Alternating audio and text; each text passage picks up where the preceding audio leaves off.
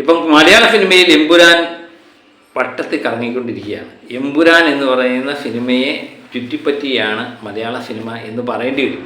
കാരണം March 27-നാണ് Empuraan റിലീഫാകുന്നത്. March 27-ന് almost എല്ലാ തിയേറ്ററിലും, കേരളത്തിലെ മിക്കവാറും എല്ലാ തിയേറ്ററിലും 700ഓളം തിയേറ്ററിൽ എമ്പുരാൻ റിലീഫാകും എന്ന് തന്നെ നേരത്തെ നമ്മൾ റിപ്പോർട്ട് ചെയ്തിരുന്നു. അതുപോലെ തന്നെ ഇതിൻ്റെ ഫാൻ ഷോകൾ ഏകദേശം 300 ഫാൻ ഷോകൾക്കടുത്ത് ഇപ്പം തന്നെ ആയിട്ടുണ്ട്. ടിക്കറ്റ് വിൽപ്പന തുടങ്ങിയിട്ടില്ല എന്നും കൂടെ പ്രത്യേകം ആലോചിക്കുക. അപ്പം എല്ലാം കൊണ്ടും ഒരു ആഘോഷത്തിൻ്റെ പ്രതീതിയാണ് എമ്പുരാൻ കൊടുത്തു വച്ചിരിക്കുന്ന ഒരു വൈബുണ്ട്. അതൊരു വല്ലാത്ത വൈബാണ്. അതും ലാലേട്ടൻ പൃഥ്വിരാജ് കോംബോ ലൂസിഫറിന് ശേഷം ഒന്നിക്കുന്ന ചിത്രം മലയാള സിനിമാ പ്രേക്ഷകരെല്ലാം ആകാംക്ഷയോടെ കാത്തിരിക്കുന്നു. അതിന് പല കാരണമുണ്ട്. എമ്പുരാൻ ലിയോയുടെ റെക്കോർഡ് തകർക്കുമോ എന്നറിയാൻ വേണ്ടിയാണ് എല്ലാവരും കാത്തിരിക്കുന്നത്. ലിയോ 2023 ഇറങ്ങിയ വിജയ് ചിത്രമായ ലിയോ 12 കോടിക്ക് മുകളിൽ കളക്ഷൻ നേടിയാണ് മലയാള സിനിമയുടെ ചരിത്രത്തിൽ ആദ്യ ദിന കളക്ഷൻ നേടിയത്. അതിനുശേഷം എത്രയോ ചിത്രങ്ങൾ വന്നു, ആർക്കും തകർക്കാൻ പറ്റിയില്ല. പക്ഷേ ഇനിയും കാത്തിരിക്കുന്ന ചിത്രം എമ്പുരാൻ എന്ന് പറയുന്ന ചിത്രമാണ്. ഒരു തമിഴ് സിനിമയുടെ പേരിൽ മലയാളത്തിൻ്റെ ആദ്യ ദിനം കളക്ഷൻ കിടക്കുന്നത് അത്ര ഭൂഷണമായ കാര്യമല്ലല്ലേ. വിജയ് എനിക്ക് ഇഷ്ടമുള്ള നടനൊക്കെയാണ്, എന്നാലും മലയാളത്തിലെ ഒരു നടൻ ആയിരിക്കണം ഇതിൻ്റെ തലപ്പത്ത് എന്ന് നമുക്ക് ഭയങ്കര ആഗ്രഹമുണ്ട്. എനിക്ക് തോന്നുന്നു അടുത്ത കാല ചിത്രങ്ങളിൽ അതിനെ തകർക്കാൻ പറ്റിയ ഒരു ചിത്രം എന്ന് പറയുന്നത് എമ്പുരാൻ തന്നെയാണ്. അതിനുശേഷം വേറെ ചിത്രങ്ങളൊന്നും ഇനി ഒരുപക്ഷെ പിന്നെ ദൃശ്യം 3 വരുമ്പം നമുക്ക് നോക്കിക്കാണാം എന്നേ ഉള്ളൂ. ദൃശ്യം 3 ആണെങ്കിലും എനിക്ക് തോന്നുന്നു ഒരു കുടുംബ ചിത്രമായതുകൊണ്ട് എന്തുമാത്രം കുടുംബ പ്രേക്ഷകർ ആദ്യ ദിനം കളക്ഷൻ കയറി കളക്ഷൻ റെക്കോർഡ് തകർക്കുമെന്നൊന്നും നമുക്കറിയില്ല. എന്നാലും നമുക്ക് പ്രതീക്ഷ വയ്ക്കാവുന്ന ഒരു ചിത്രം എനിക്ക് തോന്നുന്നു എമ്പുരാനാണ് അടുത്ത കാലത്ത് ഇറങ്ങാൻ പോകുന്ന ചിത്രം. അതിന് എമ്പുരാൻ ലിയോയുടെ കളക്ഷൻ റെക്കോർഡ് തകർക്കാൻ പറ്റുമോ എന്ന് പലരും ചോദ്യം ഉന്നയിച്ചു പോയി. അത് ലിയോ 2023 ഇറങ്ങുമ്പോൾ 4 മണിക്കാണ് ഈ പടം റിലീസ് ചെയ്യുന്നത്. 4 മണിക്ക് പടം റിലീസ് ചെയ്തതിന് ശേഷം ഏകദേശം 3700ഓളം ഷോകൾ, 706 അങ്ങനെ ഷോകൾ ആദ്യ ദിനം നേടി. അതിൽ നിന്നാണ് 12 കോടി രൂപയോടും കളക്ട് ചെയ്യാൻ പറ്റിയത്. അങ്ങനെ വരുമ്പം എമ്പുരാന് നിഷ്പ്രയം സാധിക്കുന്ന കാര്യമാണ്. പക്ഷേ എമ്പുരാൻ്റെ ടൈം എപ്പോഴാണ് സിനിമ തുടങ്ങുന്നത്? 9 മണിക്കാണെങ്കിൽ നിശ്ചയമായിട്ടും തടുക്കാൻ വളരെ ബുദ്ധിമുട്ടായിരിക്കും. കാരണം അതിന് വേറെ കാരണമുണ്ട്. എമ്പുരാൻ എന്ന് പറയുന്ന ചിത്രത്തിൻ്റെ സെൻസർ കഴിഞ്ഞപ്പോൾ ഏകദേശം 3 മണിക്കൂറിനുള്ളിൽ എമ്പുരാൻ ഉണ്ട് എന്ന് പറയുന്നു. അങ്ങനെയെങ്കിൽ 6 മണിക്കെങ്കിലും ഷോ തുടങ്ങിയാൽ മാത്രമേ ഒരു 6 ഷോയെങ്കിലും കംപ്ലീറ്റ് ആക്കാൻ പറ്റത്തുള്ളൂ. ആദ്യ ദിനം 6 ഷോയെങ്കിലും കംപ്ലീറ്റ് ആക്കണമെങ്കിൽ ഏകദേശം 3 മണിക്കൂർ എന്ന് പറഞ്ഞാൽ ഒരു പടം തീർന്നു കഴിയുമ്പോഴത്തേന് ഏകദേശം 3.5 മണിക്കൂറുള്ള എല്ലാം ഇൻ്റർവ്യൂലും എല്ലാം കൂടെ തീരുമ്പം ആകും. അങ്ങനെ വരുമ്പോൾ ഒരു 6 ഷോയെ പറ്റത്തുള്ളൂ. അങ്ങനെയെങ്കിൽ 6 മണിക്ക് തുടങ്ങി കഴിഞ്ഞാൽ പ്രയാസം ലിയോയുടെ കളക്ഷൻ റെക്കോർഡ് തകർക്കാൻ പറ്റുമെന്നുള്ളത്. ഇത് അണിയറ പ്രവർത്തകർ ഇത്രയും നാളായിട്ടും എത്ര മണിക്ക് തുടങ്ങുന്നു എന്ന് അതിൻ്റെ യാതൊരുവിധ സൂചനയും പുറത്തു വിട്ടിട്ടില്ല. അവർ പ്രൊമോഷൻ്റെ ഭാഗമായിട്ട് പല രാജ്യങ്ങളിലുമൊക്കെ സന്ദർശിക്കുന്ന തിരക്കിൽ തന്നെയാണ്.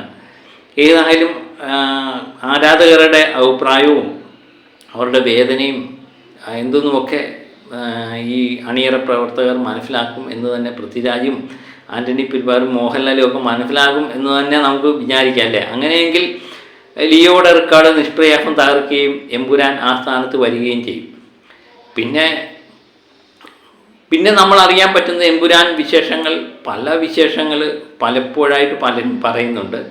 അതുപോലെ ഞാൻ നേരത്തെ തന്നെ പറഞ്ഞിരുന്നു, കേരളത്തിൽ മാത്രമല്ല ഫാൻ ഷോ കോയമ്പത്തൂര്, അതുപോലെ തന്നെ ഹൈദരാബാദ്, ഗൾഫ് രാജ്യങ്ങളിലെ, വിദേശ രാജ്യങ്ങളിലെ എല്ലാം തന്നെ ഇതിൻ്റെ ഫാൻ ഷോകൾ ആദ്യ ദിനം തന്നെ സംഘടിപ്പിച്ചിട്ടുണ്ട് എന്നാണ് നമുക്കിപ്പോൾ അറിയാൻ പറ്റുന്നത്. അതുപോലെ തന്നെ ഈ മാസം തന്നെ 16, 17 തീയതികളിൽ ന്യൂയോർക്കിൽ ഇതിൻ്റെ ഒരു പ്രൊമോഷൻ്റെ ഭാഗമായി പരിപാടി സംഘടിപ്പിച്ചിട്ടുണ്ടെന്നും അറിയാൻ പറ്റുന്നുണ്ട്. ഒരു പക്ഷേ ഈ ആഴ്ച തന്നെ ഇതിന് ട്രെയിലറും പുറത്തു വരാനുള്ള സാധ്യത കാണുന്നുണ്ട്. അങ്ങനെ എല്ലാം കൊണ്ടും എമ്പുരാൻ വിശേഷങ്ങൾ നിറഞ്ഞ മാർച്ച് 27 തന്നെ എമ്പുരാൻ വിശേഷങ്ങളായിരിക്കാം ഒരുപക്ഷെ. അതിനുശേഷവും എമ്പുരാൻ്റെ തരംഗം ഇങ്ങനെ ആവർത്തിക്കും എന്ന് നമുക്ക് പ്രതീക്ഷിക്കാം. അതുപോലെ തന്നെ ഇതിനകത്ത് ആദ്യത്തെ അരമണിക്കൂർ രംഗങ്ങൾ ഹിന്ദി ഉപയോഗിക്കുന്നുണ്ട് എന്ന് പറയുന്നു. ഹിന്ദി സിനിമ കാണുന്ന ഒരു പ്രതീതി ജനിപ്പിക്കും എന്ന് അണിയറ പ്രവർത്തകർ തന്നെ നേരത്തെ പറഞ്ഞിട്ടുണ്ട്.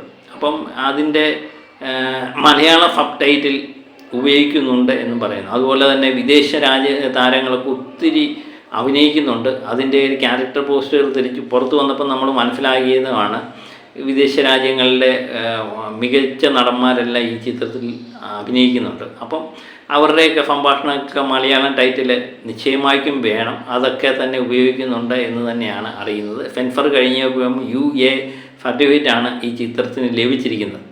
അതുപോലെ സാറ്റലൈറ്റ് അവകാശങ്ങൾ, OTT അവകാശങ്ങളൊക്കെ, അതുപോലെ അന്യഭാഷാ റൈറ്റ്സ്, ഓവർസീസ് റൈറ്റ്, അങ്ങനെ പല രീതിയിലുള്ള ബിസിനസ് ഇതിൻ്റെ ഇടയിൽ നടക്കുന്നുണ്ട്.